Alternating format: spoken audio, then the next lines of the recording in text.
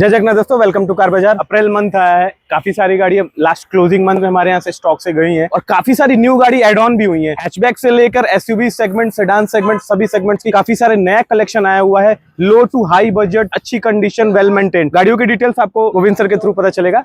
तो over to Govind sir. नमस्कार। तो सौरभ भाई ने जो भाया कहले कि आपको पाखापाखि लो बजेट रू गाड़ी स्टार्ट हो, low budget mean 2 lakh budget रू आमर पाखापाखि स्टार्ट हो जाउछ गाड़ी रो सब कलेक्शन। ता भीतर आपनकर अप टू 28 लाख पर्यंत आमर गाड़ी रो कलेक्शन सब अवेलेबल हो पारुछ। ता मधरे आपनकर लो बजेट मींस यून अल्ट्रो, तापर आपनकर वैगनर, एमती आपनकर ता सहित i20 i10 प्रीमियम जदी ऊपर को जिबे आपनकर रहि जाउछ क्रेटा रहि जाउछ, स्कोडा रो स्लाविया रहि जाउछ, ता संग को हुंडई आपनकर, ता संग मर्सिडीज BMW आपनकर ऑडी, ये सब रो भी कलेक्शन ढेर सारा कलेक्शन रहि जाउची।